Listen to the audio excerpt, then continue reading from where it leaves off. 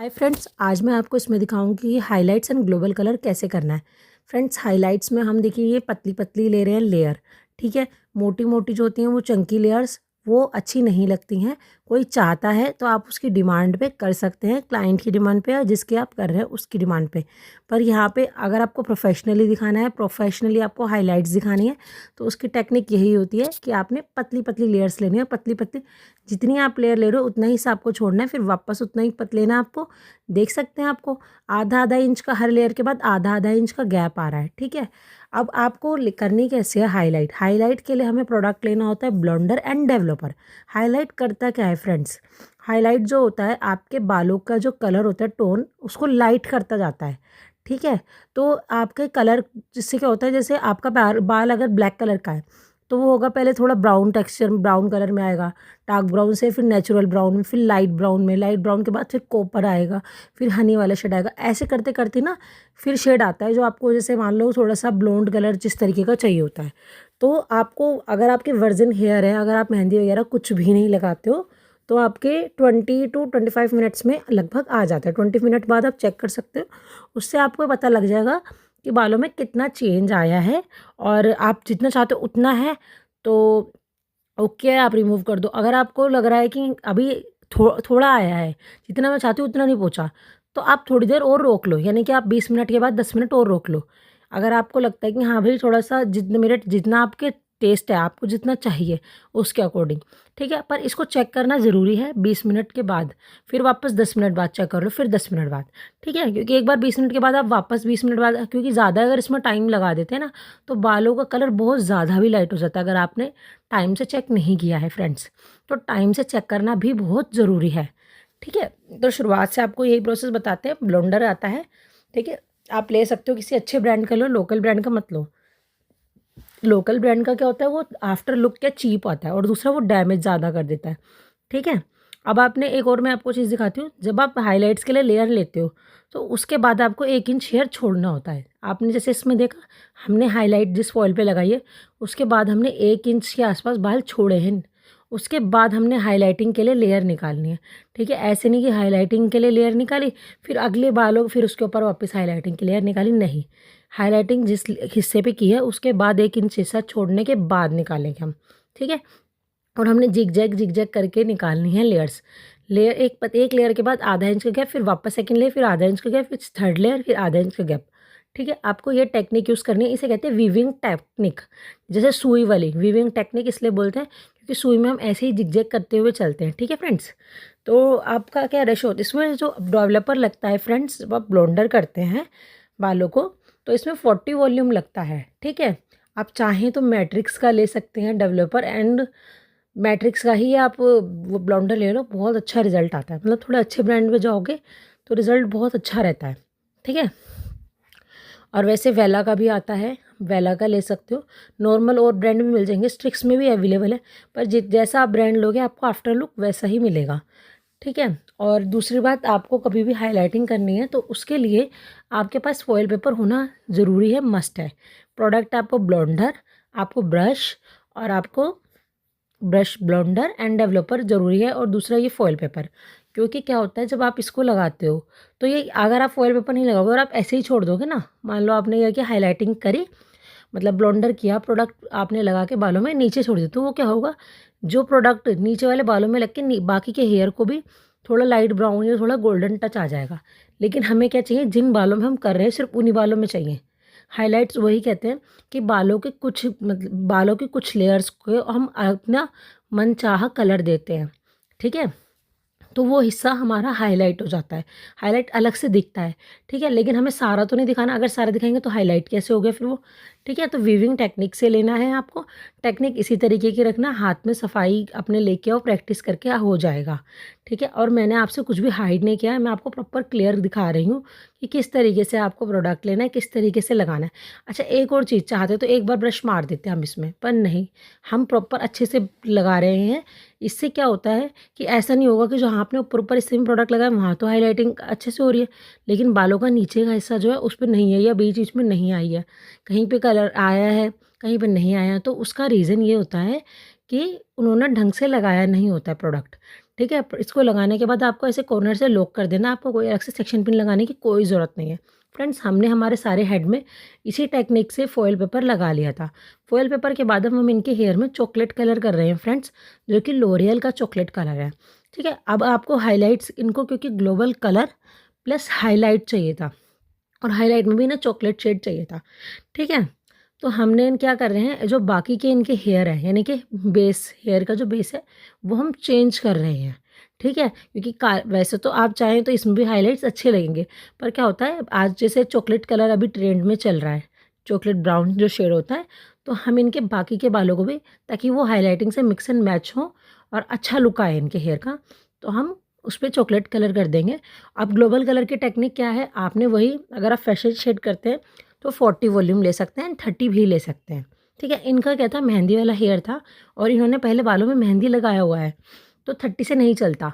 Fashion shade क्या होते हैं, जो आपके 4 नंबर से ऊपर आ जाते हैं। 3 नंबर होता है डार्क ब्राउन, 4 नंबर होता है लाइट ब्राउन।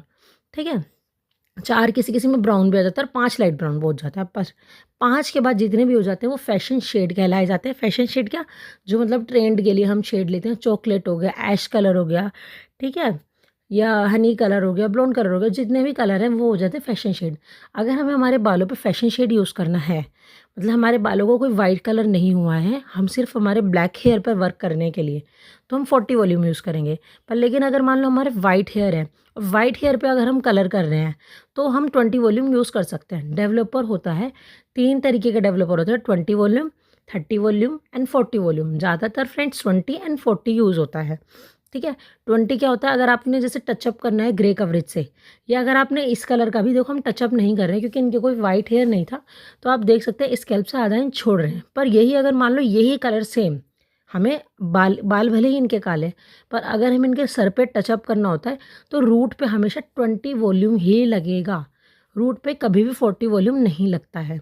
ठीक है, कलर आपको अप्लाई करने के बाद में मल्सिफिकेशन करनी है। फ्रेंड्स, मैंने एक हेयर स्पा की वीडियो भी थोड़े दिन पहले डाली थी, उसमें हेयर स्पा में हमने आपको यही दिखाया था कि हेयर स्पा में प्रोडक्ट लगा के देखो मल्सिफिकेशन ज़रूर करनी है। क्यों? क्योंकि मल्सिफिकेशन से क्या होगा, बाल हेयर का जो क्यूटिकल्स होते हैं उसके अंदर अच्छे से प्रोडक्ट जाएगा, अच्छे से हेयर्स कलर होगा। नहीं तो क्या होगा, अगर आप मल्सिफिकेशन नहीं करोगे, हल्का सा ऐसे ही कलर लगा के छोड़ दोगे, तो ये कलर नहीं चढ़ते हैं जल्दी से। ठीक है, तो मल्सिफिकेशन इज़ मस्ट। एंड आपको देखिए मल्सिफिकेशन तो करनी ही करनी है। प्रोडक्ट हमने चॉकलेट शेड लिया था, ठीक है, विद हमने 40 वॉल्यूम के साथ ही लिया था, रूट टचअप नहीं किया है। अगर आप रूट टचअप करते हो, जैसे मान लो आपका ग्रे कवरेज है या ग्रे कवरेज नहीं भी है, आप बिल्कुल रूट टचअप से करते हो, तो रूट पे 20 वॉल्यूम ही लगेगा, रूट पे 40 वॉल्यूम नहीं लगेगा। ठीक है फ्रेंड्स, तो अब हम क्या कर रहे हैं, जो हाईलाइट के अलावा वाले बाल हैं उन सारे बालों को हमें ग्लोबल कलर, यानी कि हमारा जो हमारा चॉकलेट शेड था, लॉरियल का मैजरिल्स का था शेड, विद 40 वॉल्यूम हमने किया है फ्रेंड्स, तो वो आपको करना है। ठीक है, एंड आपको इसके बाद क्या होता है, जब आप प्रॉपर आपको अप्लाई करना है, एप्लीकेशन हम आपको दिखा रहे हैं, क्यों कभी आप कंफ्यूज ना हो कि हाईलाइट वाले बालों में ग्लोबल कलर किस तरीके से करना है, हमें तो समझ ही नहीं आ रहा हाईलाइट वाली पट्टी कैसे होगा। तो आपने ऊपर से स्टार्ट करते जाना है, और आपको जैसे किसी की हेल्प से, अगर कोई है तो हेल्प ले लीजिए, कोई नहीं है तो आप अपने पास सेक्शन पिन रखिए। जैसे देखिए हमने फॉइल पेपर पकड़ लिया, हम ऊपर से आ रहे थे, पहले हमने ऊपर की लेयर ली, कलर लगा दिया, फिर हमने फॉइल पेपर आगे कर दिया फोरहेड से, फिर हमने लेयर ली, फिर फॉइल पेपर आगे की तरफ कर दिया फोरहेड की तरफ को। ठीक है, इसी टेक्निक से आपको हमने क्लियर कर दिया किस तरीके से करना है। ठीक है, और प्रोडक्ट देखिए किस तरीके से लगा रहे हैं, अच्छे से, कोई जल्दबाजी नहीं कर रहे हैं, टाइम दे रहे हैं। प्रॉपर टाइम देने का रिजल्ट यही होता है, जब आप तसल्ली से काम करते हो तो रिज़ल्ट भी अच्छा आता है और कहीं कमी नहीं निकलती है। तो ये एक बेसिक रूल होता है कि काम को आप बिल्कुल तरीके से करो और किस तरीके से मल्सिफिकेशन करना है। फ्रेंड्स, यही अगर आप अपने कर रहे हो तो आप अपने ऊपर भी यही कर लीजिएगा। अपने ऊपर अगर कोई फ्रेंड्स ग्लोबल कलर करता है तो ऑब्वियस सी बात है, वो क्या करता है, फ्रंट में हेयर लेकर आता है अपने अपने फेस के पास में। ठीक है, तो आप अपने सामने मिरर रख के कीजिए, प्रोडक्ट लगाइए ब्रश से। सबसे पहले ऊपर की तरफ ब्रश प्रोडक्ट लगता है, फिर मिड में, एंड फिर नीचे अपने आप आ जाता है। नीचे प्रोडक्ट लगाने की ज़रूरत नहीं पड़ती है, ऊपर और एंड सेंटर में लगाओ। जब आप मल्सिफिकेशन करोगे तो वो अपने आप नीचे आ जाएगा। ठीक है, तो जब आप अपने मिरर में देख के करोगे तो बस मल्सिफिकेशन का ध्यान रखना, मल्सिफिकेशन आप अवॉइड मत करना कि जब मल्सिफिकेशन बहुत ज़रूरी है, इसको भूलना नहीं है फ्रेंड्स। ठीक है, और आप प्रोडक्ट मैं आपको प्रॉपर हाइड नहीं कर रही हूँ, मैं आपको प्रॉपर दिखा रही हूँ कि आपके दिमाग में किसी भी चीज़ का किसी भी तरीके का डाउट ना रहे। और हमने कोशिश करी है कि हम आपको हर इम्पोर्टेंट से इम्पोर्टेंट पार्ट दिखा सकें।